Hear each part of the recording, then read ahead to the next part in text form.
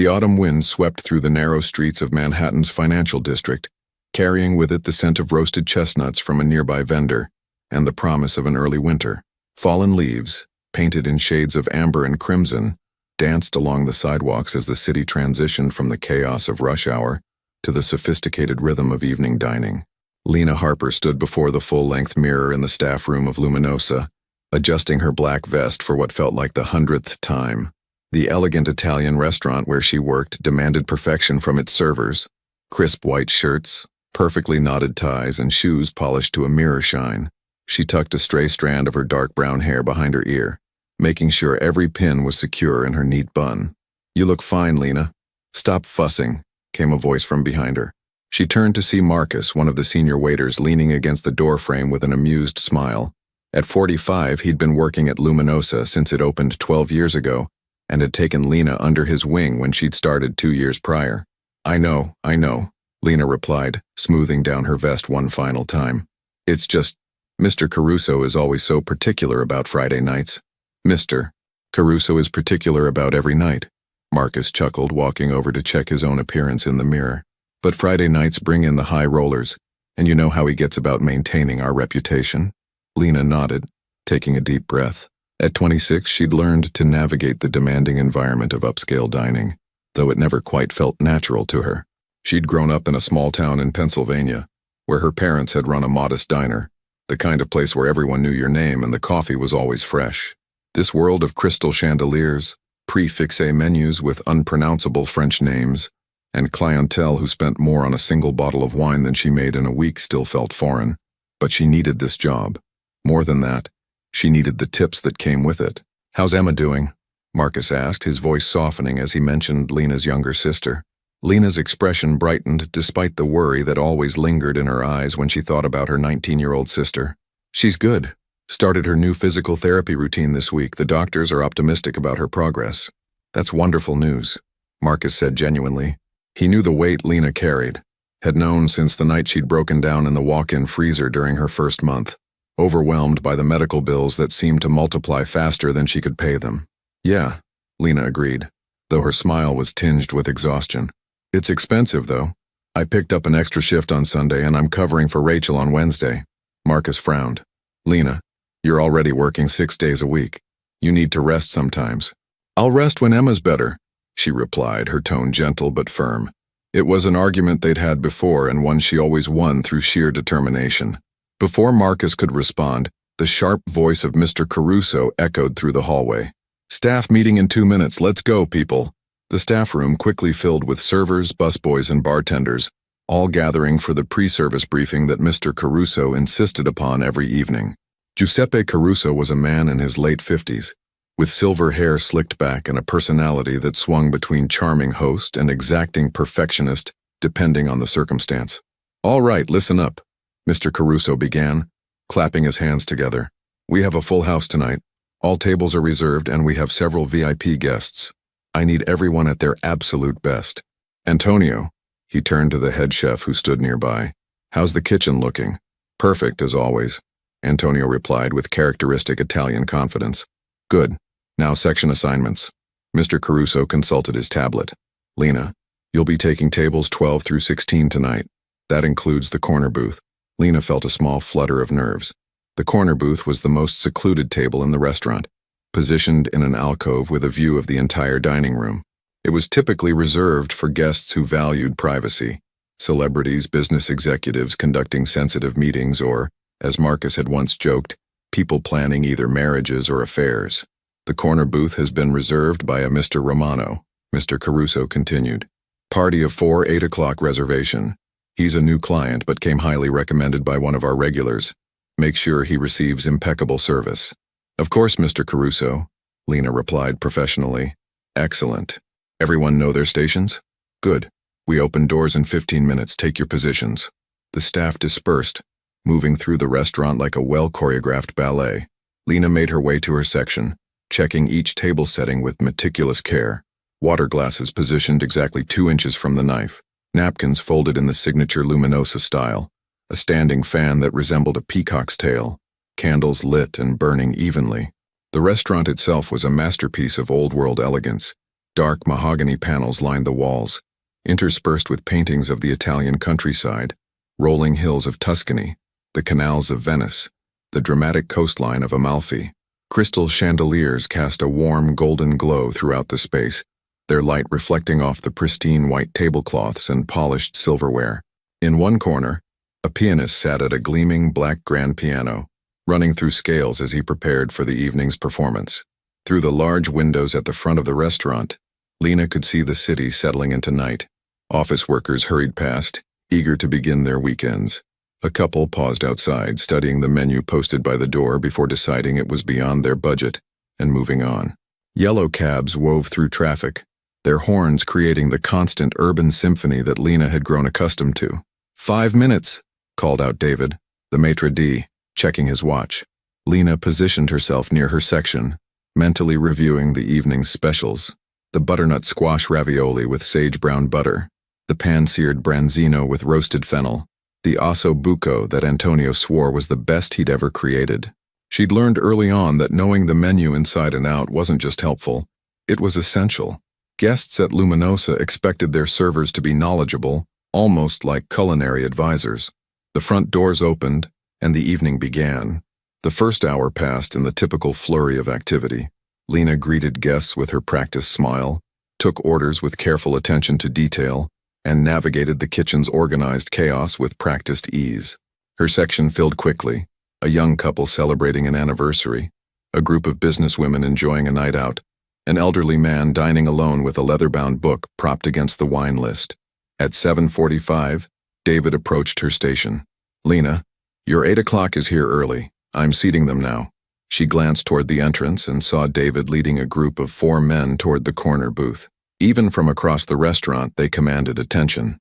3 of them were large, broad-shouldered men who moved with the careful awareness of trained security personnel. Their suits were expensive, but couldn't quite hide the athletic builds beneath.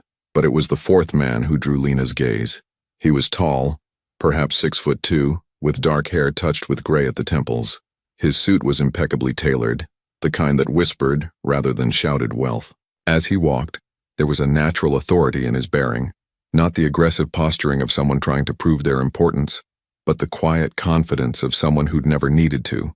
Vittorio Romano was 39 years old, though he carried himself with the gravitas of someone older. His face was handsome in a classical way, strong jaw, straight nose, eyes that were dark and assessing. But there were lines around those eyes, marks of stress and sleepless nights that no amount of money could erase. Lena took a steadying breath and approached the table as David finished seating the party. "Good evening, gentlemen," she said warmly. "Welcome to Luminosa. My name is Lena, and I'll be taking care of you this evening." 3 pairs of eyes barely acknowledged her, still scanning the restaurant with professional vigilance. But Vittorio's gaze met hers, and for a moment she felt oddly exposed, as if those dark eyes could see past her professional demeanor to the exhausted young woman beneath.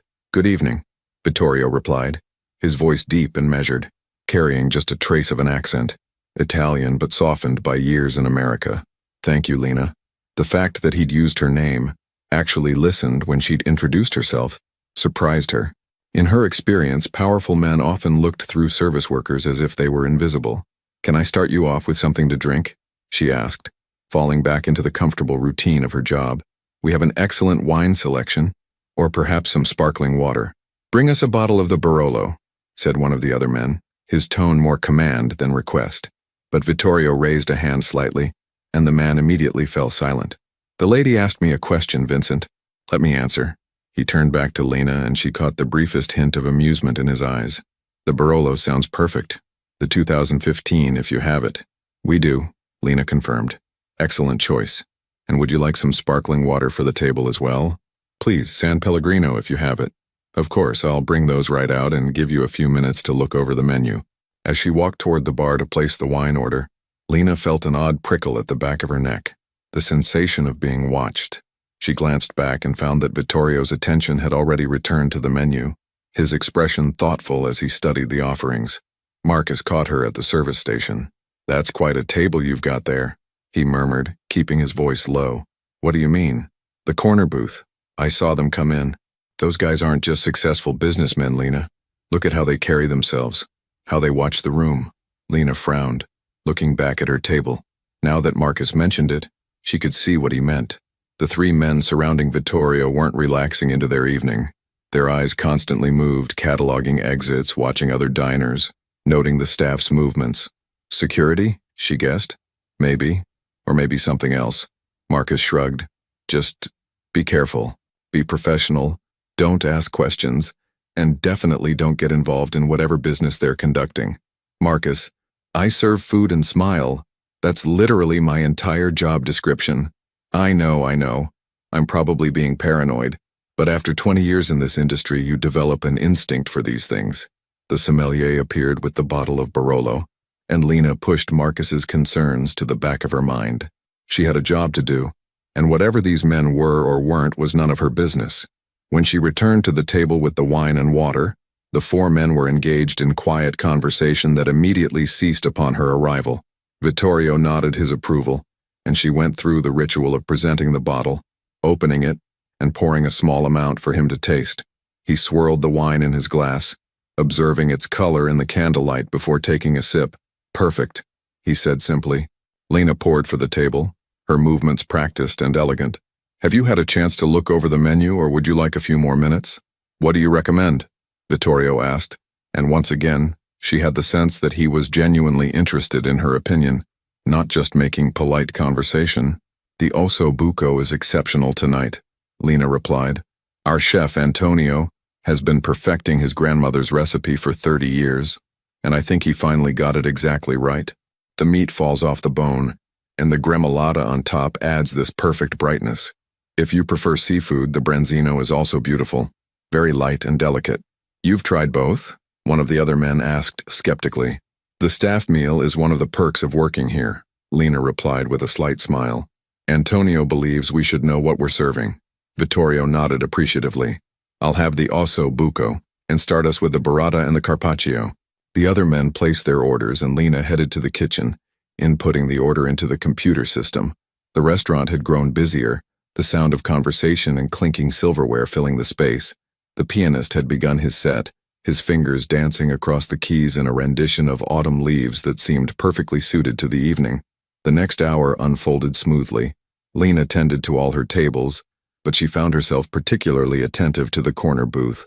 There was something about Vittorio Romano that intrigued her, though she couldn't quite articulate what it was.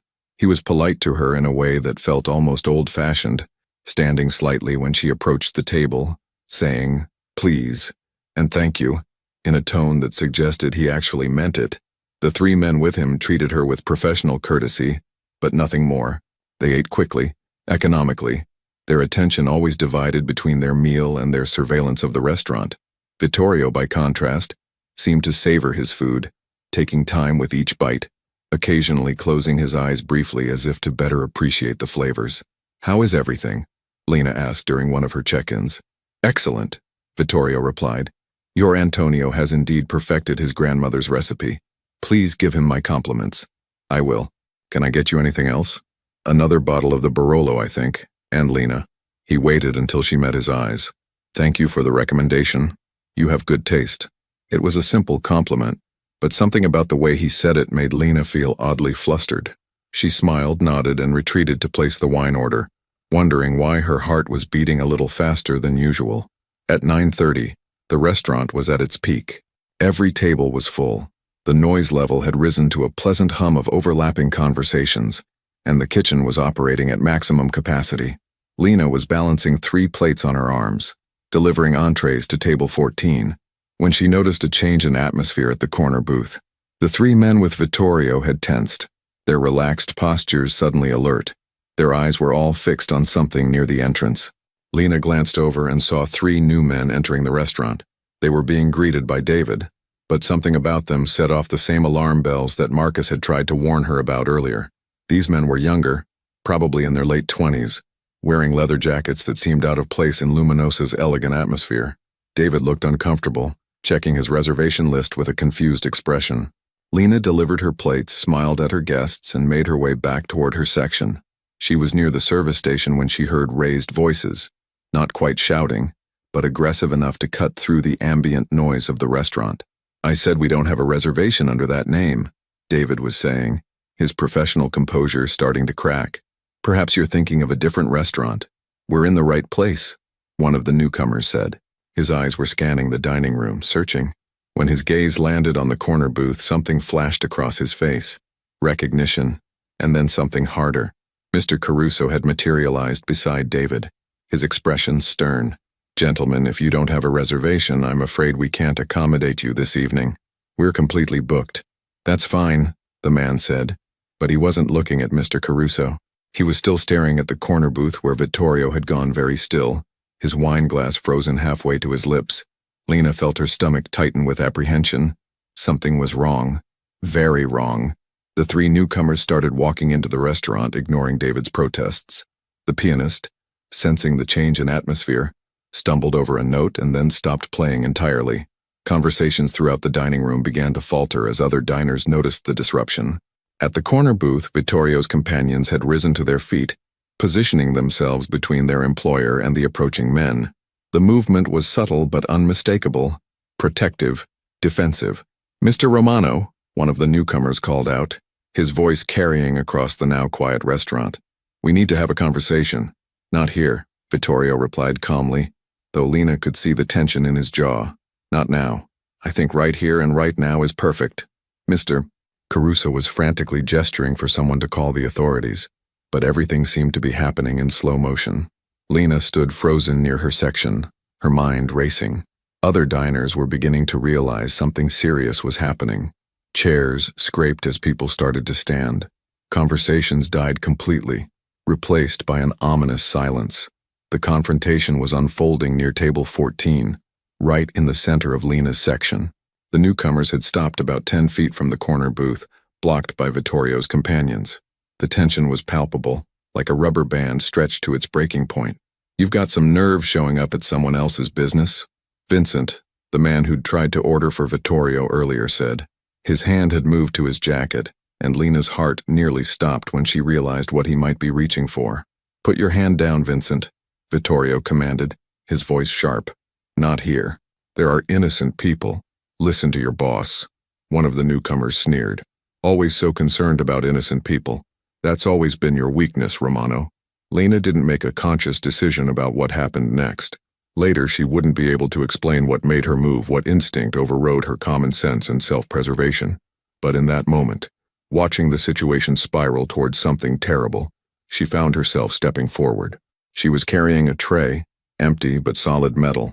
She'd picked it up from the service station without thinking, and now she moved toward the confrontation with no clear plan other than an overwhelming need to defuse the situation before someone got hurt.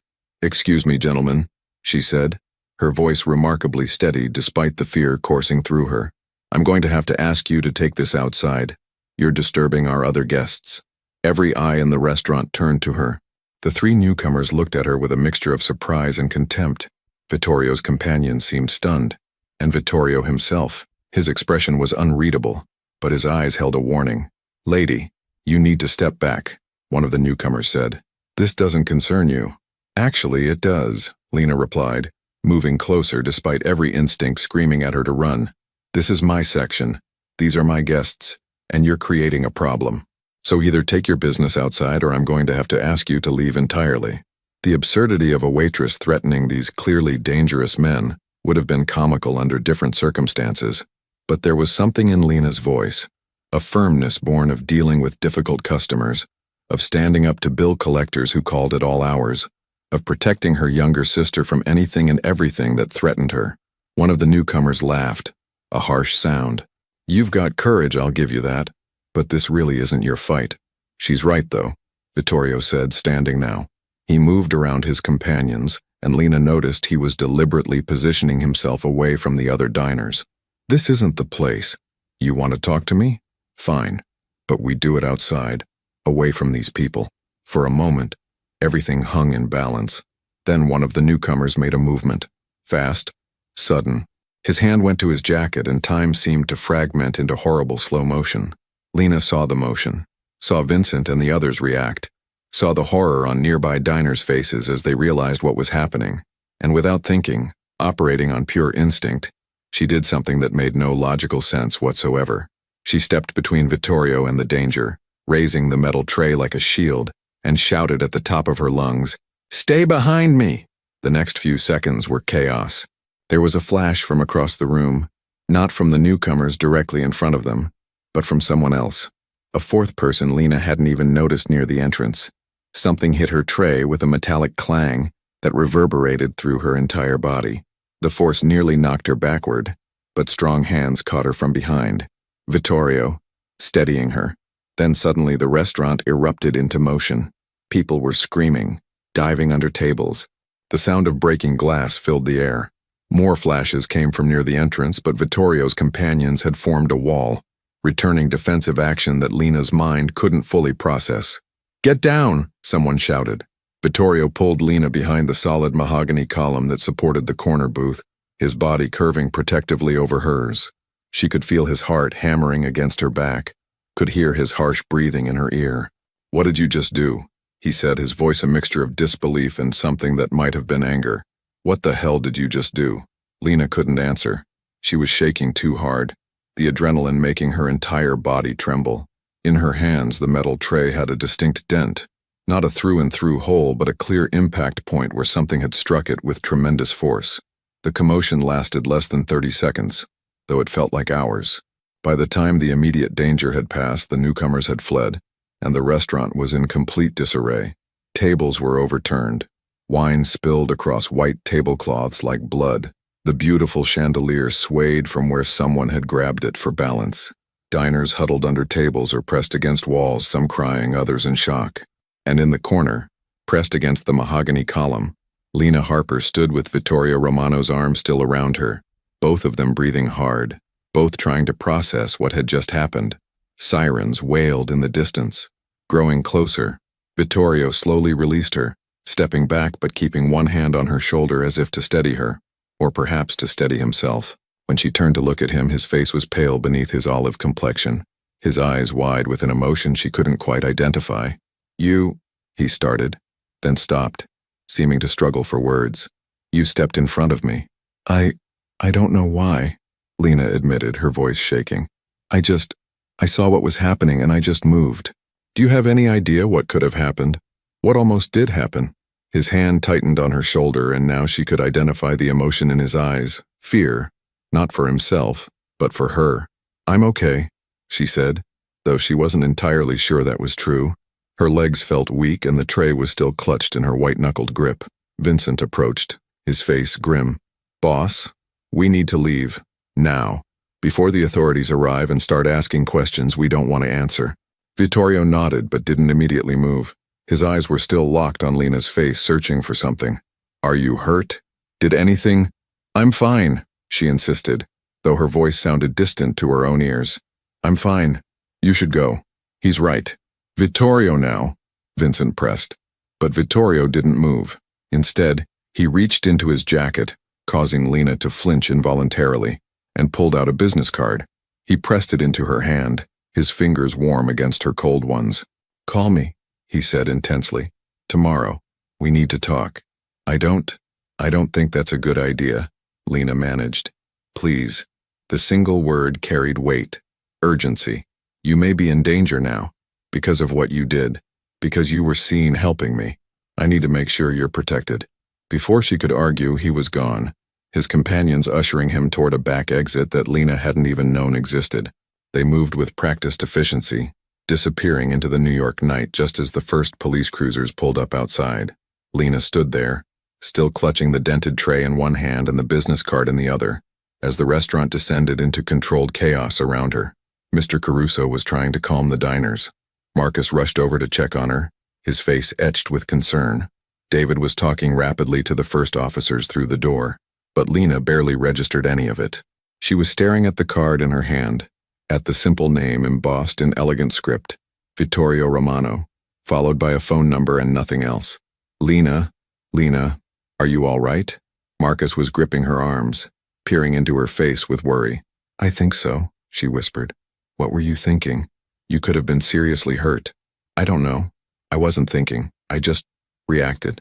An officer approached, notebook in hand, and Lena knew she was about to spend the next several hours answering questions she didn't fully understand herself. But even as she let Marcus guide her to a chair, Even as the officer began asking her to recount everything she'd seen, one thought kept circling through her mind. She had stepped between a dangerous man and danger itself, had shouted, "Stay behind me," to someone who clearly lived in a world where he was usually the one protecting others. And in that instant, in that impossible moment, something had shifted between them. A connection forged in crisis. Recognition between two souls who should never have met, but now couldn't unknow each other's existence. The night that was supposed to be ordinary had become extraordinary. And as Lena looked down at the business card still clutched in her hand, she had the unsettling feeling that her life had just changed in ways she couldn't yet comprehend. Outside, the October wind continued to blow through Manhattan's streets, carrying fallen leaves and the promise of winter. The city moved on, indifferent to the small drama that had unfolded in one elegant restaurant. But for Lena Harper and Vittorio Romano, nothing would ever be quite the same again. The corner booth sat empty now, wine glasses still half full, the abandoned meal a testament to how quickly normalcy could shatter. And somewhere in the night, Vittorio Romano sat in the back of a car speeding away from danger, touching his chest where a bullet would have struck if not for the quick action of a waitress he didn't know, trying to understand why a stranger had risked everything for him. Neither of them slept well that night. Both of them stared at phones. Lena at the business card, Vittorio at the report his people had compiled about the young woman who'd saved his life. And both of them wondered what came next, knowing that something irreversible had been set in motion, a story that was only just beginning. In the morning, the sun would rise over Manhattan as it always did, casting long shadows through the urban canyons. The city would wake, indifferent and eternal, and two people from impossibly different worlds would have to decide whether to walk toward each other or turn away. But that was tomorrow's decision. Tonight they both lay awake, replaying those crucial seconds when courage and instinct had overcome common sense, when a waitress had shouted, "Stay behind me," and changed both their destinies forever. Brooklyn, New York. The following morning, the weak morning sun filtered through the thin curtains of Lena's studio apartment, casting pale rectangles of light across the worn hardwood floor. She'd been awake for hours, sitting at her small kitchen table with a cup of coffee that had long gone cold, staring at the business card that seemed to burn a hole in her palm. Vittorio Romano. The name meant nothing to her yesterday. Today, after a sleepless night spent researching on her laptop, it meant far too much. Her phone buzzed for the 15th time that morning. Emma. She'd been calling since 6 a.m., having apparently seen something on the local news about an incident at an upscale Manhattan restaurant. Lena had been avoiding the calls, not ready to explain what had happened, partly because she didn't fully understand it herself. The apartment was small, barely 400 square feet, but it was clean and organized with the efficiency of someone who'd learned to make every inch count. A Murphy bed folded up against one wall. A tiny kitchenette occupied one corner. 2 burners, a mini fridge, a microwave that only worked on certain settings. Her clothes hung in a narrow closet, the door slightly ajar to reveal the same black vests and white shirts she wore to work. On the windowsill sat a collection of framed photos. Her parents, both gone 3 years now in a car accident that still felt surreal. Emma at her high school graduation, beaming despite the wheelchair. The 2 sisters together at Coney Island last summer. Lena pushing Emma's chair across the boardwalk, both laughing at something long forgotten. Lena rubbed her eyes, feeling the exhaustion settle into her bones. After the police had finished questioning her, after Mr. Caruso had sent everyone home with assurances that the restaurant would be closed for a few days, while they addressed the situation, after Marcus had insisted on riding with her in the cab back to Brooklyn, despite her protests that she was fine. After all of that, she'd come home and fallen down a rabbit hole of internet searches. Vittorio Romano wasn't hard to find, though the information about him was surprisingly sparse for someone who seemed to command such attention. There were business registrations, a legitimate import-export company, some real estate holdings, investments in various ventures throughout the city. On the surface, everything appeared above board, but it was the things not said that spoke loudest. The carefully worded news articles that mentioned his name in connection with alleged organized crime activities, before quickly adding that he'd never been charged with anything. The social media posts from journalists who covered the crime beat, dropping hints without ever making direct accusations. The Reddit threads speculating about New York's modern families and their legitimate business fronts. Lena wasn't naive. She'd grown up watching The Godfather with her father, had seen Goodfellas and The Sopranos, She recognized the signs, the patterns. Vittorio Romano was connected to something dark, something dangerous, regardless of whether it could be proven in court. And she'd saved his life. Her phone buzzed again. This time it was Marcus. "You okay? Need anything?" "Mr. C says take a few days off paid." She typed back, "I'm fine, thank you. We'll check in tomorrow." But she wasn't fine. Her hands had finally stopped shaking around 3 a.m., but her mind kept replaying those seconds. The flash, the impact against the tray, the feeling of Vittorio's arms around her as he pulled her behind the column, the look in his eyes afterward, that mixture of shock and something she couldn't quite identify. "You may be in danger now." His words echoed in her memory. At the time, she'd been too overwhelmed to fully process them. But now, in the harsh light of morning, they took on new weight. Had she really made herself a target by intervening?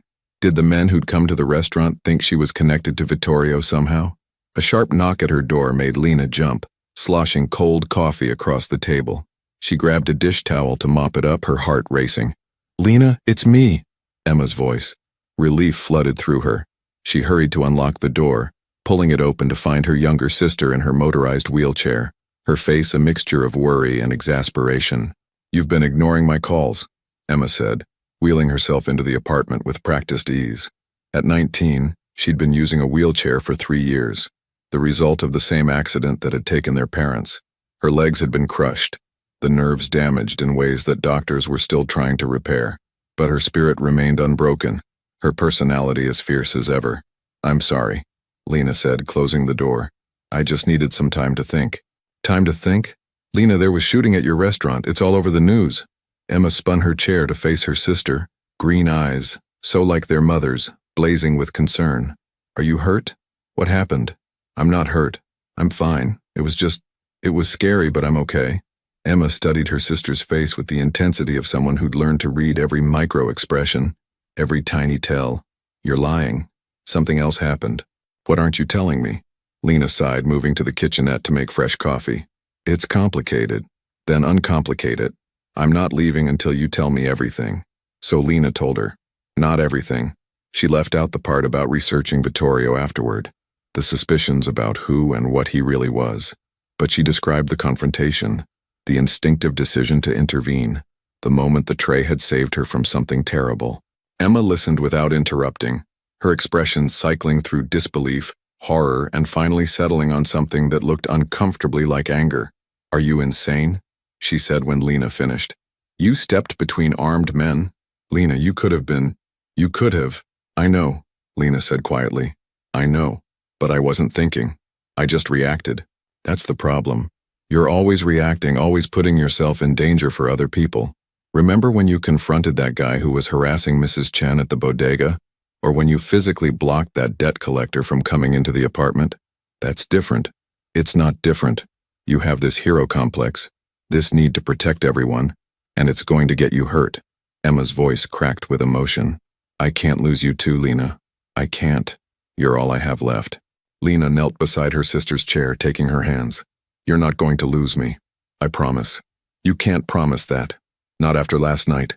Emma squeezed her sister's hands, tears welling in her eyes. "Who was this man, anyway? The one you protected?" Lena hesitated, then retrieved the business card from the table. "He gave me this. Asked me to call him." Emma studied the card, then looked up sharply. "Romano? Lena, I've heard that name. There was a documentary on Netflix about organized crime in New York, and they mentioned—" "I know," Lena interrupted. "I looked him up. And you're still considering calling him? He said I might be in danger, that because I helped him, the people who came after him might come after me." Emma's face paled. "Oh God. Lena, we need to call the police. We need to tell them." "Tell them what? That I'm afraid of hypothetical threats from people I can't identify?"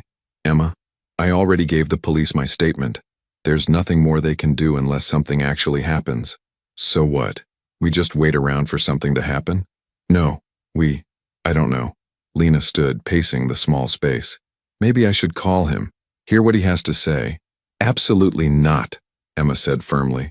"Lena, this man is dangerous. Whatever world he lives in, it's not ours.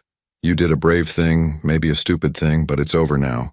You walk away, we both walk away, and we pretend last night never happened. What if he's right, though? What if I am in danger? Then we go to the police. We don't go to a criminal for protection from other criminals. They argued back and forth for another hour, Emma pleading for Lena to stay far away from Vittorio Romano, Lena torn between her sister's practical concerns and a gnawing worry that maybe, just maybe, she'd stumbled into something she couldn't simply walk away from. Finally, Emma had to leave for her physical therapy appointment. Before she went, she gripped Lena's hand one more time. "Promise me you'll think about this. Really think about it. Don't make any impulsive decisions." "I promise," Lena said, meaning it. After Emma left, the apartment felt even smaller, the walls pressing in. Lena tried to distract herself, cleaning, though everything was already clean, attempting to read a book she'd started weeks ago, scrolling mindlessly through social media. But her eyes kept drifting back to that business card. Around 2 p.m., her phone rang. Unknown number. She almost didn't answer, but something made her thumb hit the accept button. "Hello? Miss Harper?" The voice was unfamiliar, professional, with a slight accent. "My name is Vincent. We met last night, briefly. Mr. Romano would like to speak with you if you're willing." Lena's grip tightened on the phone. "How did you get this number?" "Mr. Romano has resources. Please don't be alarmed. This is simply a courtesy call. He's very concerned about your safety and would like to ensure you're protected." "I'm fine. I don't need protection. With respect, Miss Harper, you may not be the best judge of that. The situation last night was complicated. There are people who may misunderstand your involvement, who may see you as having chosen a side. Mr. Romano simply wants to talk, to explain the situation and offer his assistance if needed. I appreciate that, but I'm not interested in getting further involved in whatever this is." There was a pause. "Miss Harper, I understand your reluctance, but consider this. Whether you want to be involved or not, you already are. The question is whether you face that reality with support or without it." The word sent a chill down her spine. "Are you threatening me?" "Absolutely not," Vincent said quickly. "I apologize if it came across that way. I'm simply trying to be honest with you about the situation. Mr. Romano is genuinely concerned. He's at his office in Midtown. He'd like to meet with you this afternoon, briefly, just to talk. No obligations, no pressure, just a conversation." Lena's mind raced. Every rational part of her brain screamed to hang up, to block the number, to pretend this conversation never happened. But another part, the part that had made her step in front of danger last night, wondered if running away was actually the safer option. "I need to think about it," she said finally. "Of course. I'll text you the address. If you decide to come, just show up anytime before 6. If you don't, that's your choice and you won't hear from us again." He hung up before she could respond. Within seconds, a text arrived with an address in Midtown Manhattan. Lena stared at it, her thumb hovering over the delete button. Emma's voice echoed in her head. "You walk away, we both walk away, and we pretend last night never happened." Oh, but could she? Could she really just pretend none of this had happened? And what if Vincent was right? What if she was already involved whether she wanted to be or not? She thought about Emma, about the medical bills that never stopped coming, about the physical therapy that was finally showing progress after months of frustration. She thought about her parents, about how her father had always taught her to face problems head-on rather than running from them. She thought about the look in Vittorio's eyes last night, that moment of genuine concern when he'd asked if she was hurt. Before she could talk herself out of it, Lena grabbed her jacket and headed for the door. Midtown Manhattan. Early afternoon. The address led Lena to a sleek glass and steel building in the heart of Midtown, the kind of place where everyone in the lobby wore designer suits and spoke in hushed, important tones. The directory listed Romano Import-Export on the 15th floor.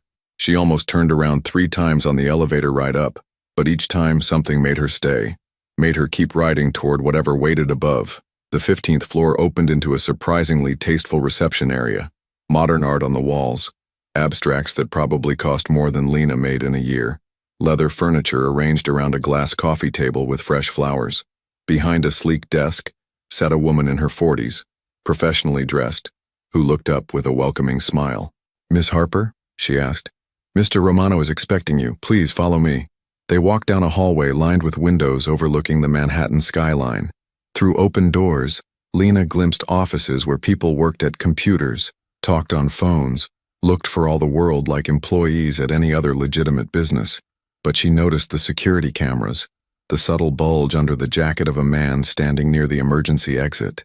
the way people's eyes tracked her as she passed, professional but assessing. The receptionist stopped before a set of double doors at the end of the hall. "Go ahead in," she said warmly.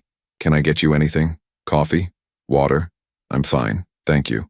The woman knocked once, then opened the door, gesturing for Lena to enter. The office was large, with floor-to-ceiling windows providing a panoramic view of the city. But unlike the ostentatious displays of wealth Lena had expected, the space was relatively modest. A solid wood desk, clearly antique but not flashy. Bookshelves lined with actual books, their spines worn from reading. A sitting area, with comfortable chairs arranged around a low table. Vittorio stood by the windows, his back to the door, hands clasped behind him. He wore dark slacks and a white dress shirt, sleeves rolled to his elbows. When he turned, Lena was struck again by the intensity of his presence. Not aggressive, but commanding in a way she couldn't quite articulate. "Miss Harper," he said, and relief was evident in his voice. "Thank you for coming. I wasn't sure you would." "I almost didn't," Lena admitted, staying near the door. "But you did. That took courage. Please sit. Would you like anything?" "I'm fine." She moved further into the room but didn't sit, her body tense with nervous energy. Vittorio studied her for a moment, then nodded toward the sitting area. "Please, this will be easier if we're both comfortable." Reluctantly, Lena sat in one of the chairs. Vittorio took the one across from her, maintaining a respectful distance. "How are you feeling?" he asked. "Last night was traumatic. Have you been able to sleep?" "Not really," she admitted. "I keep replaying it in my head. That's normal. What you experienced, what you did, it's not something the mind processes easily." He leaned forward slightly, his expression earnest. "I want you to know that I'm deeply grateful for what you did, but I'm also concerned that my gratitude isn't enough to address the situation you may now find yourself in. Your friend Vincent said something similar, that I'm involved whether I want to be or not." Vittorio's jaw tightened. Vincent shouldn't have put it quite so bluntly, but he's not wrong. "The men who came to the restaurant last night, they saw you protect me. In their world, that means something. It creates associations." "What kind of associations?" He was quiet for a moment, seeming to choose his words carefully. "I run several legitimate businesses, Miss Harper. Import, export, real estate, investments, everything legal, everything above board. But I also come from a certain background, a certain family, and there are people who see any success I have as a threat, who would like nothing more than to undermine everything I've built." "You're talking about organized crime," Lena said bluntly. Vittorio didn't flinch. "I'm talking about complicated family histories and ongoing business disputes that sometimes get resolved in unfortunate ways. What I am not talking about is involving you in any of it. But last night you involved yourself, and now I have a responsibility to ensure that doesn't come back to harm you." "How would it harm me? I was just a waitress who happened to be there." "If only it were that simple." Vittorio stood, moving to the window. "The men who came last night were sending a message. They wanted to show they could reach me anywhere, anytime. Your intervention, heroic as it was, complicated their message, made them look weak, foolish. And in their world, that's unforgivable." Lena felt her stomach clench. "So what are you saying? That they'll come after me for making them look bad?"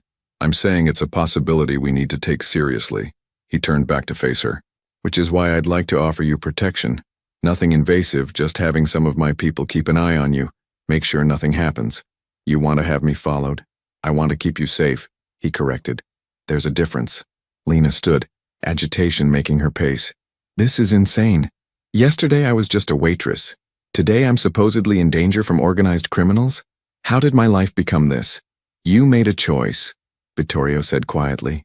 "A brave, selfless choice that saved my life. I can't undo that choice, and honestly, I'm grateful you made it. But I can try to minimize the consequences. And what do you get out of it? What's in this for you?" The question seemed to surprise him. "Peace of mind, I suppose. The knowledge that an innocent woman isn't suffering because of me. That's it? Just peace of mind? What else would there be?" Lena stopped pacing, studying his face. "I don't know. I've spent half the night trying to figure out what you want from me. Why you'd care what happens to some random waitress." "You're not random," Vittorio said, and there was something in his tone that made Lena's breath catch. "You're someone who risked everything for a stranger. That's rare. That's worth protecting." They stood there, the afternoon sun streaming through the windows, the sounds of the city muted by distance and glass. In that moment, Lena felt the weight of a decision settling over her. Accept his help and step further into this world she didn't understand, or walk away and hope that Vincent's warnings were overstated.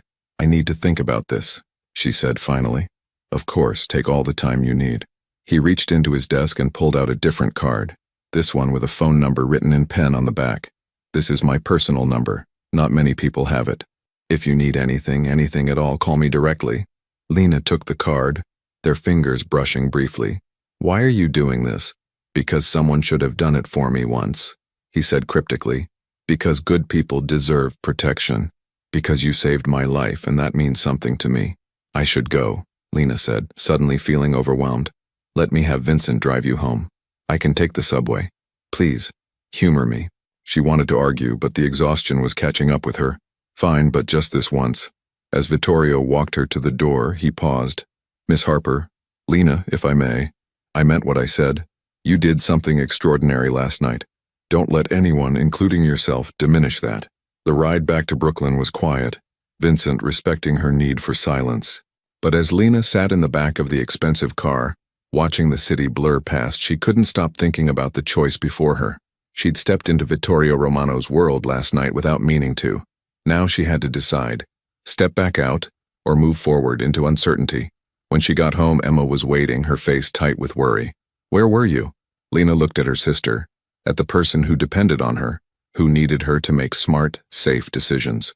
I went to meet him, she admitted. Emma's face fell. Lena, no. Tell me you didn't. I had to know. I had to understand what I'd gotten myself into. And? Lena pulled out the card with Vittorio's personal number, staring at it like it held the answers to questions she hadn't yet figured out how to ask. And I still don't know, she whispered. I still don't know. Outside, the autumn afternoon faded toward evening, and somewhere across the city, Vittorio Romano stood at his office window, thinking about the young woman who'd shouted, "Stay behind me," and wondering how to protect someone who didn't yet understand she needed protecting. Lena had convinced herself she wouldn't call the number. For 3 days, she'd gone about her routine, or tried to. The restaurant remained closed while Mr. Caruso dealt with repairs and security consultations. Lena spent her mornings at the laundromat, her afternoons helping Emma with exercises the physical therapist had assigned, her evenings staring at her laptop, applying for temporary positions to cover the lost income. The card with Vittorio's personal number stayed in her wallet, a constant weight she couldn't ignore. Emma had made her position clear. Stay away, let it go, move forward. Marcus called daily to check on her. Each conversation a gentle reminder that she'd done nothing wrong and owed Vittorio Romano nothing.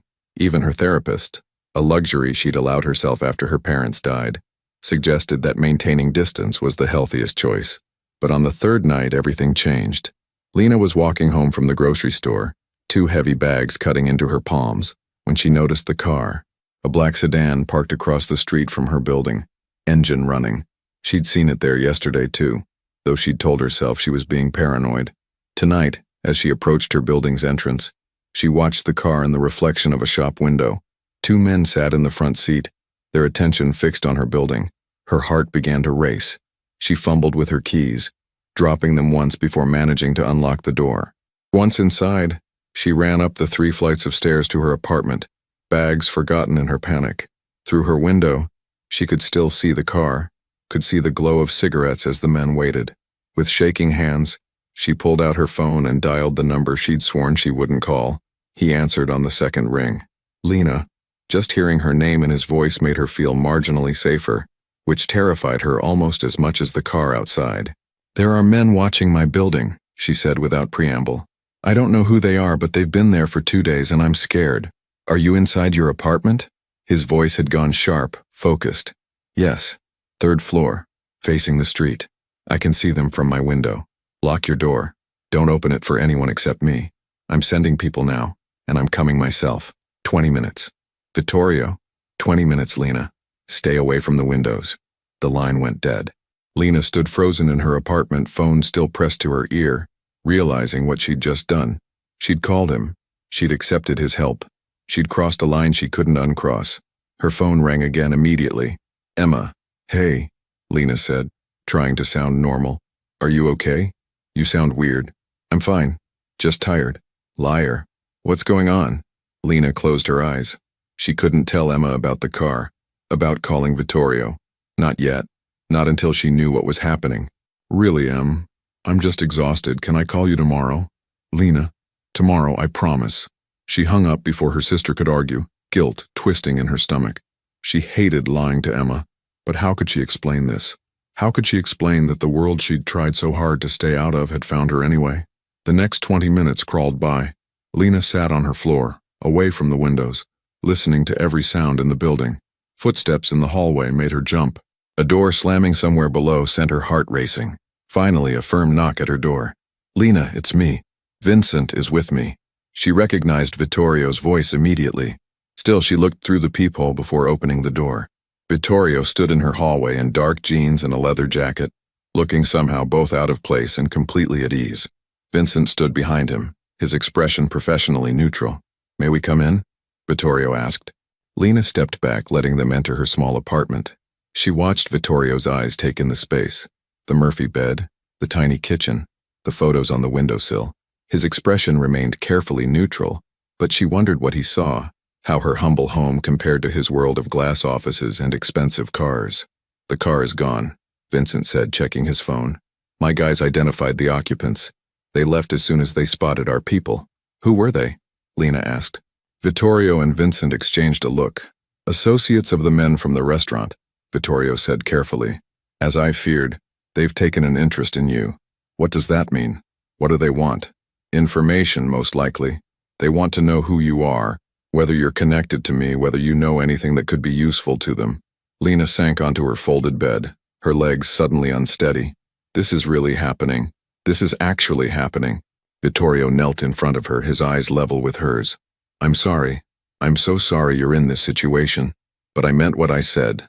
I'll keep you safe. How? How do you keep me safe from people who are watching my home? By making it clear that you're under my protection. By making sure they understand that touching you would be a mistake they can't afford to make. And that works? They'll just back off? It should, Vincent interjected. Mr. Romano's protection means something. Most people won't risk violating it. Most people, Lena repeated. But not all. Vittorio's jaw tightened. Which is why we need to take additional precautions. At least temporarily. What kind of precautions? I have a house in the Hamptons. Private, secure, away from the city. I'd like you to stay there for a week or two just until we can resolve the situation and ensure these people understand you're not a target. Lena stood abruptly, moving away from him. You want me to leave my home? My sister is here. My life is here. Your life is also in danger here, Vittorio said firmly, standing as well. I understand this is asking a lot. Asking a lot? You're asking me to uproot my entire life because I made one impulsive decision. You're right, he said, and the acknowledgement took the wind out of her sails. You're absolutely right. This isn't fair. None of this is fair. But fair or not, it's the reality we're dealing with. Lena turned to the window, looking down at the street where the car had been. The space was empty now, but the violation remained. The knowledge that strangers had been watching her, cataloging her movements, deciding whether she was a threat or an opportunity. What about Emma? She asked quietly. If they've been watching me, they know about her. What if they try to use her to get to me? We've already placed protection on your sister, Vincent said. Discreet surveillance, but she's covered. Lena spun around. You're already watching my sister without asking me. To protect her, Vittorio said. Not to invade her privacy. My people are keeping their distance, just making sure she's safe.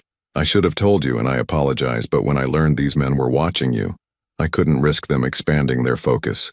Lena wanted to be angry, wanted to rage at him for making decisions about her family without her consent. But underneath the anger was a horrible gratitude, because he was right. If something happened to Emma because of her, Lena would never forgive herself. I need to think, she said. I need time to process this. Of course. But Lena, Vittorio moved closer, though he maintained a respectful distance. Don't take too long. These men won't wait for you to feel comfortable with your decision. How long do I have? Tonight. Maybe tomorrow morning. After that, I can't guarantee your safety here. The ultimatum hung in the air between them. Lena looked around her apartment. Small, shabby, but hers. The place she'd built after losing everything. The sanctuary she'd created through sheer determination and endless shifts at Luminosa. I'll need to talk to Emma, she said finally. I can't just disappear without explaining. We can arrange that, Vincent said. Would you like us to bring her here? Or would you prefer to go to her? Here. Give me an hour. Vittorio nodded. We'll wait outside. Give you privacy. As they turned to leave, Lena called out, Vittorio? He paused at the door. Why are you doing this? Really? And don't tell me it's just gratitude or guilt. There's something else. I can see it. For a long moment, he didn't answer. Then, because once, when I was younger, I watched someone get hurt because they helped my family. Someone innocent who didn't understand the world they'd stumbled into. I couldn't stop it then. I was too young, too powerless. But I'm not powerless anymore, and I'll be damned if I let history repeat itself. He left before she could respond, Vincent closing the door quietly behind them. Lena stood alone in her apartment, the weight of impossible decisions pressing down on her shoulders. Then she picked up her phone and called her sister. 1 hour later, Emma wheeled into the apartment with fire in her eyes. What's going on? Your message sounded urgent. Lena had spent the past hour rehearsing what to say, but faced with her sister's concerned expression, all her prepared words evaporated. I need to leave the city for a while, she said simply. What? Why? Lena, what's happened? So Lena told her everything. The phone call from Vincent, the car watching their building, Vittorio's arrival and his offer of protection, the house in the Hamptons. Emma listened in increasingly horrified silence. No, she said when Lena finished. Absolutely not. You're not going anywhere with these people. They were watching our building. Then we call the police, we file a restraining order. We do literally anything except running off with a criminal to his secret hideaway. It's not a secret hideaway, it's a house. I don't care if it's a mansion or a shack. Lena, listen to yourself. You're talking about leaving everything behind because some mob boss says you're in danger. Danger that exists because of him. I know that. Don't you think I know that? Lena's voice rose to match her sister's. But what choice do I have? Those men know where I live. They've been watching me. And now they know about you too. Emma's face went pale. Me? What do you mean they know about me? You're my family. Of course they know. Which is why Vittorio has people protecting you. He what? Emma's hands gripped the arms of her wheelchair. He's having me followed? Protected. There's a difference. No, Lena, there really isn't. Emma's voice cracked with emotion. This is insane. This entire situation is insane, and you're acting like it's normal. I'm not acting like anything. I'm trying to deal with a situation I never asked for. Then deal with it by going to the police, by getting real help. Not by running into the arms of the person who caused this mess. They stared at each other, both breathing hard, the accumulated stress and fear of the past days erupting between them. Finally, Lena spoke quietly. The police can't help me, Em. Not with this. You know how these things work. They can't do anything until something actually happens. Until someone actually hurts me. I'm not willing to wait for that. So instead you trust a criminal? I trust that he doesn't want me hurt. That's not the same as trusting him completely. But right now it's all I have. Emma's shoulders sagged, the fight draining out of her. What about me? What am I supposed to do while you're gone? Live your life, go to therapy, keep getting better. The protection on you will stay in place, discreet, at a distance, just to make sure you're safe. For how long? A week, maybe 2. Just until Vittorio can convince these people that I'm not a threat to them. And if he can't convince them? That was the question Lena had been avoiding, the possibility she didn't want to examine too closely. Then we'll figure something else out. Emma wheeled closer, reaching up to take her sister's hands. I'm scared, Lena. I'm scared of what's happening to you, of how you're changing. I'm not changing. You are. You're letting these people into our lives, into our family. And I'm terrified of where this ends. Lena knelt beside her sister's chair, their foreheads touching the way they used to when they were children, and one of them was afraid of the dark. I'm scared too, Lena whispered. But I'm more scared of something happening to you because of me. If removing myself from the city keeps you safe, then it's what I have to do. They stayed like that for a long moment, 2 sisters facing an impossible situation, drawing strength from each other the way they had since their parents died. Finally, Emma pulled back. How do I reach you? I'll call you every day, and if anything happens, if you need me for any reason, I'll come back immediately. Promise? Promise. After Emma left, after another round of tearful hugs and extracted promises to be careful, Lena sat alone in her apartment and allowed herself to cry. For the life she was leaving behind, even temporarily. For the innocence she'd lost the moment she'd stepped between Vittorio and danger. For the sister she was leaving behind, despite every instinct screaming at her to stay. When Vittorio knocked again an hour later, she'd packed a small bag and was ready to go. Are you sure about this? he asked, seeing her red-rimmed eyes. No, but I'm doing it anyway. The Hamptons, late evening. The drive took 2 hours, city giving way to suburbs, giving way to the exclusive coastal enclaves of Long Island's East End. Lena sat in the back of Vittorio's car, a different vehicle than the one Vincent usually drove, something expensive but understated, and watched the landscape change through the tinted windows. Vittorio sat beside her, maintaining a respectful distance, occasionally taking phone calls that he kept brief and cryptic. Vincent drove, his eyes constantly checking mirrors, taking occasional detours that Lena realized were meant to ensure they weren't followed. "Tell me about your sister," Vittorio said during one of the quiet stretches. Lena glanced at him, surprised. "Why?"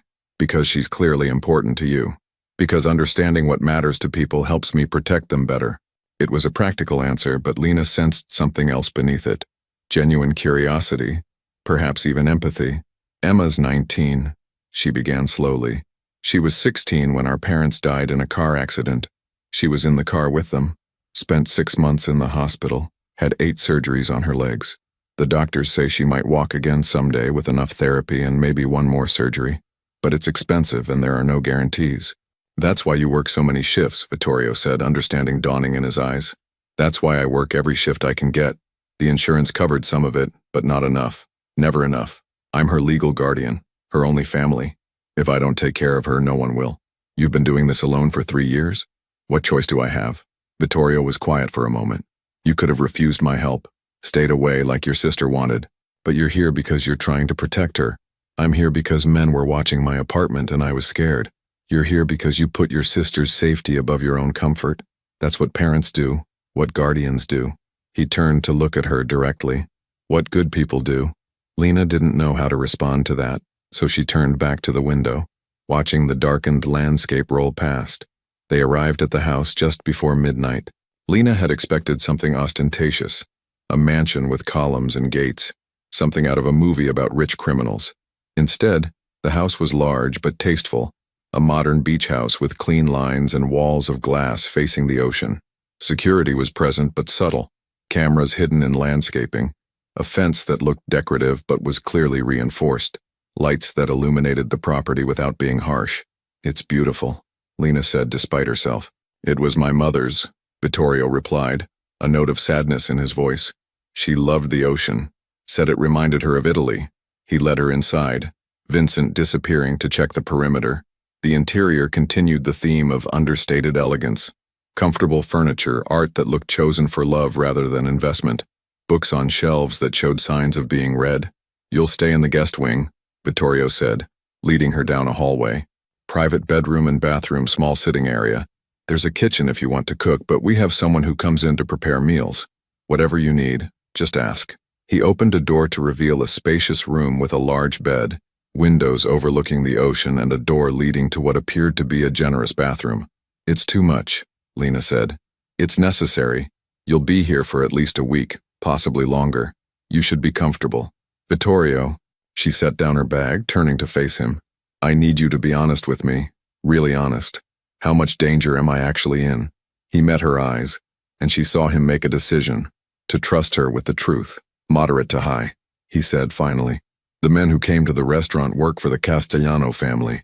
They've been trying to expand their territory, take over some of my business operations. The restaurant was supposed to be a message, a show of force. Your intervention disrupted that message and made them look weak. In our world, weakness is dangerous. Our world. You keep saying that, but you also keep insisting you're just a legitimate businessman."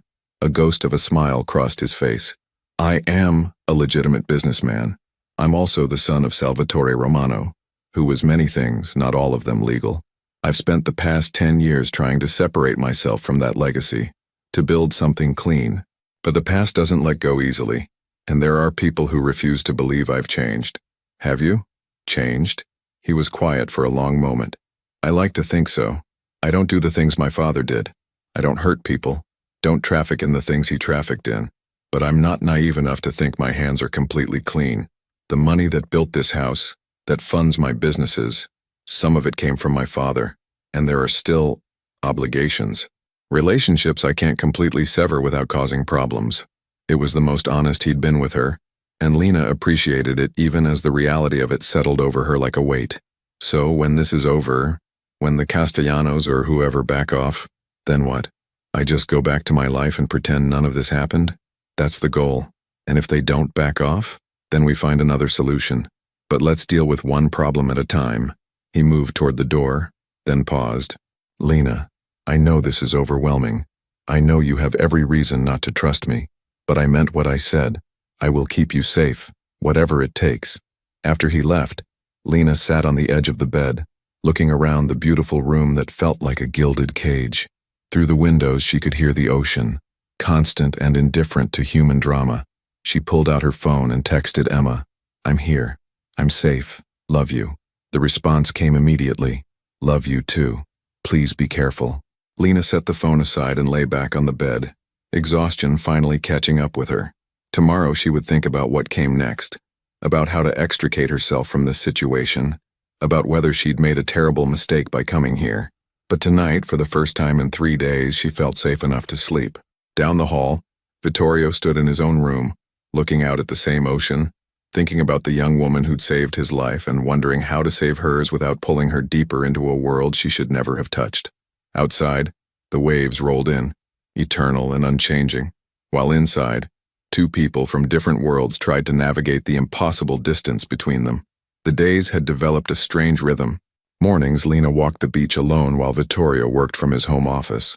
Afternoons, they somehow ended up in the same spaces, the kitchen, the library, the terrace overlooking the ocean. Evenings brought conversations that grew increasingly personal, walls slowly crumbling between them. Tell me about before, Lena said one night as they sat on the terrace, the sunset painting the sky in shades of amber and rose. Before? Before all this. When you were young, when you still had choices. Vittorio was quiet, swirling wine in his glass. I was 8 when I realized my father wasn't like other fathers. 12 when I understood what that meant. 16 when I tried to leave. He looked at her. He found me in Boston, brought me home, said family was everything, that I couldn't escape my blood. But you tried again. At 22, lasted almost a year in California, working construction, trying to be nobody. Then my father got sick. My mother begged me to come home. His voice roughened. He died 6 months later, and suddenly I was responsible for everything. Everyone. You could have walked away. Could I? He turned to her. 50 people worked for my father. Families depended on that income. Rivals were circling, ready to tear apart everything he'd built. Walking away would have meant abandoning all of them. Lena understood duty, understood impossible choices made for family. So you stayed. I stayed. But I tried to change things slowly. Move toward legitimate business. It's been 10 years and I'm still trying. Is it working? Some days I think so. Others, he gestured at the house, at their situation. Others remind me that the past never really lets go. Their fingers brushed on the armrest between them and neither pulled away. Inside, Vincent watched through the window, his expression troubled. He pulled out his phone and made a call. We have a problem, he said quietly. He's getting attached, and so is she. The voice on the other end responded, and Vincent's jaw tightened. Yeah, I know what that means. I'll handle it. But some things couldn't be handled. Some connections, once formed, couldn't be broken by logic or danger or the weight of 2 incompatible worlds.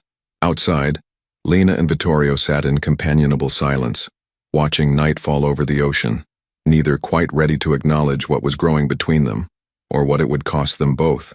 The call came at dawn. Lena woke to the sound of raised voices down the hall. Vittorio arguing with someone, his tone sharp with anger she'd never heard before. She pulled on a robe and stepped into the hallway just as Vincent emerged from Vittorio's office, his face grim. What's happening? She asked. Get dressed, Vincent said. Comfortable clothes. We may need to move quickly. Fear spiked through her. Vincent, just do it, please. 10 minutes later, she found Vittorio in the kitchen, phone pressed to his ear, his free hand gripping the counter so hard his knuckles had gone white. When he saw her, he ended the call. The Castellanos made a move, he said without preamble. They took Marco, Vittorio's lieutenant, the man who'd been kind to Lena at the restaurant, who'd checked on her welfare multiple times during her stay. Her stomach dropped. Took him where? We don't know yet, but they sent a message. They want to meet, want me to come alone, unarmed, to a location they'll provide. His jaw clenched. They're using him as bait. Then you can't go. It's obviously a trap. I don't have a choice. Marco's family. He's been with me since we were teenagers. I can't abandon him. So what? You just walk into their trap and hope for the best? Vittorio turned to her, and she saw something in his eyes she hadn't seen before. Not fear for himself, but a deep weariness. I've been doing this dance my whole life, Lena. Sometimes you have to step into the trap to spring it on your own terms. That's insane. That's survival. Vincent entered, tablet in hand. They sent the location. Warehouse in Red Hook, 2 hours from now. And, boss? He hesitated. They specifically said if you bring the girl, they'll let Marco go without incident. The room went silent. Me? Lena's voice came out small. Why would they want me? Because you're leverage, Vittorio said flatly. They think if they have you, they can control me, make me agree to their terms. He shook his head violently. Absolutely not. That's not happening. But if it saves Marco, no. The force of his voice made her step back. I won't trade your safety for his. I won't. It's not your choice to make, Lena said quietly. Vittorio stared at her. What are you saying? I'm saying Marco's in danger because of me. Because I stepped into your world that night. If I can help get him out, by putting yourself in danger, Lena, you don't understand what these men are capable of. Then explain it to me. Make me understand. He moved closer, his intensity almost overwhelming.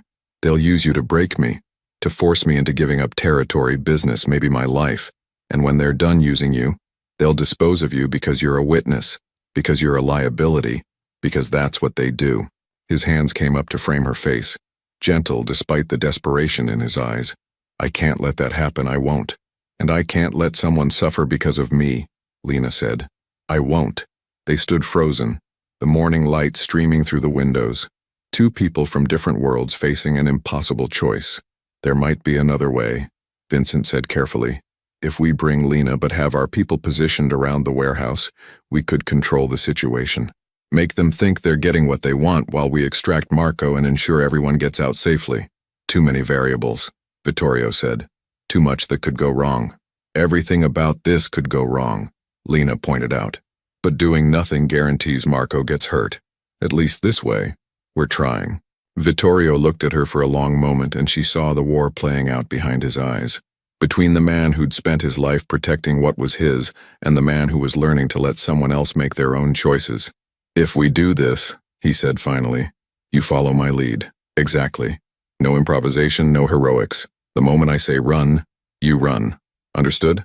Lena nodded. Understood. Red Hook, Brooklyn, late morning.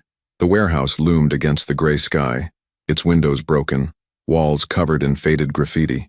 The area was industrial and largely abandoned, the perfect place for a confrontation no one wanted witnesses to see. 3 cars waited in the lot. The Castellanos were already there. Last chance to change your mind, Vittorio said, as Vincent parked 50 yards away. Lena's heart hammered against her ribs, but she kept her voice steady. Let's get Marco and go home. They exited the car, Vittorio keeping Lena slightly behind him as they approached. Vincent stayed with the vehicle, hand near his jacket, eyes scanning for the backup Vittorio had positioned around the perimeter. The warehouse door opened, and 2 men emerged, followed by a third. Anthony Castellano himself, late 50s, gray hair, expensive suit that looked wrong in the decrepit surroundings. Romano, he called out, prompt as always.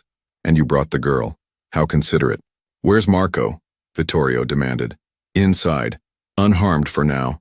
We're not animals. We just want to talk business. Then let's talk. Let Marco go, and we'll discuss whatever terms you're proposing. I don't think so. First, the girl comes with us. Insurance, you understand. Then we talk. That wasn't the deal, Vittorio said, his voice dangerous. The deal is whatever I say it is. You're not exactly negotiating from a position of strength. Lena felt Vittorio's hand grip her wrist. A warning, a plea to stay behind him.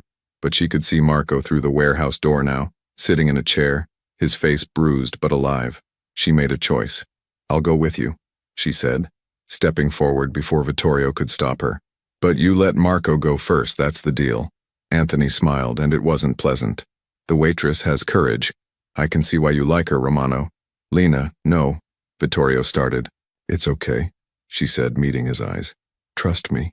What happened next unfolded in seconds. Anthony nodded to his men, and they brought Marco out. shoving him toward Vittorio. At the same moment, Lena walked forward toward the Castellanos, heart pounding but step steady. She was halfway between the two groups when she heard it. Sirens. Multiple sirens, growing rapidly closer. Anthony's face darkened. "What did you do?" "Nothing," Vittorio said, but Lena could hear the confusion in his voice. He hadn't called the authorities, that wasn't how their world worked. But Lena had. The night before, unable to sleep, she'd made a decision. She'd called a number she'd kept from that first night at the restaurant. Detective Sarah Chen, who'd been kind during questioning, who'd given Lena her card and said to call if she ever needed help. Lena had told her everything. About the Castellanos, about Marco, about the meeting. She'd asked the detective to wait until they had Marco safe, then move in, to end this cycle before more people got hurt. "You set us up," Anthony snarled, pulling a weapon. Everything happened at once. Vittorio lunged forward, grabbing Lena and pulling her behind a concrete barrier as police vehicles flooded the lot. The Castellanos scattered, some running, others raising hands in surrender. Gunfire erupted, not from Vittorio's people but from the authorities, warning shots that sent everyone diving for cover. "What did you do?" Vittorio demanded, his body covering Lena's as chaos erupted around them. "What I had to," she said. "I'm sorry, I'm so sorry, but this couldn't continue. People were going to keep getting hurt. Do you have any idea what you've done? What this means? It means it's over. The cycle, the violence, all of it. It's over." The standoff lasted 20 minutes. When the dust settled, Anthony Castellano was in custody, along with most of his men. Marco was safe, receiving medical attention, and Vittorio stood with Lena behind the barrier, both unhurt, both facing an uncertain future. Detective Chen approached, her expression professional but not unkind. "Mr. Romano, Miss Harper, we'll need statements from both of you." "Am I under arrest?" Vittorio asked. "That depends on what we find and what you tell us, but Miss Harper's cooperation has been noted. If you're willing to help us as well, to testify about the Castellanos' activities, things might go easier for you." Vittorio looked at Lena, betrayal and understanding warring in his eyes. "You planned this. I couldn't let you keep living this way. Couldn't let myself become part of it." Tears streamed down her face. "I'm sorry. I know you'll probably hate me for this, but I couldn't see another way." For a long moment, he didn't speak. Then slowly, his hand came up to wipe a tear from her cheek. "I don't hate you," he said quietly. I think maybe you just saved me." Again. 3 months later, Lena stood at the window of Luminosa, now reopened and busier than ever. The publicity from the incident had brought curious diners, though Mr. Caruso had been adamant about not exploiting the tragedy for profit. Still, business was good. Her phone buzzed. A text from an unknown number. Outside. "Can we talk?" She looked through the window and saw him, Vittorio, standing on the sidewalk in a simple coat, hands in his pockets, looking uncertain in a way she'd never seen before. Her shift was ending. She grabbed her jacket and went out to meet him. "Hi," he said. "Hi." They stood awkwardly, months of separation making strangers of two people who'd once shared impossible intimacy. "I testified," he said. "Gave them everything on the Castellanos. They're going away for a long time. I heard. I also heard you're cooperating with the restructuring of your businesses. Full audits, legitimate operations only. Seemed like the right time for a fresh start." He smiled slightly. "Someone once told me that sometimes you have to break the cycle yourself. How's Marco?" "Good. Angry at me for the danger I put him in. Grateful to you for ending it. He sends his regards." "And you?" Lena asked. "How are you?" "Honestly, I don't know. Everything's changed. Everything I built, everything I was, it's all different now. Some days I don't know who I am without all the baggage. Maybe that's the point. Maybe now you get to find out." They walked together, no destination in mind, just moving through the city as the evening settled around them. Two people who'd saved each other in different ways, who'd stepped into danger, and somehow found something worth protecting. "I don't know if we can make this work," Vittorio said eventually. "Our worlds are still different. There are things in my past that will always complicate things." "I know," Lena said. "But maybe we don't have to decide everything right now. Maybe we just see what happens. Take it one day at a time." He stopped walking, turning to face her. "I'd like that, if you're willing to take the risk. I stepped in front of a bullet for you," Lena reminded him with a small smile. "I think I can handle a little uncertainty." They stood on a Brooklyn street corner as the city moved around them, constant, indifferent, eternal, two people from different worlds finding their way toward something new. Not a fairy tale ending, but something real, something earned. "Stay behind me," Vittorio said softly, and she heard the echo of her own words from that first night. "No," Lena replied, taking his hand. "This time, we walk forward together." And they did.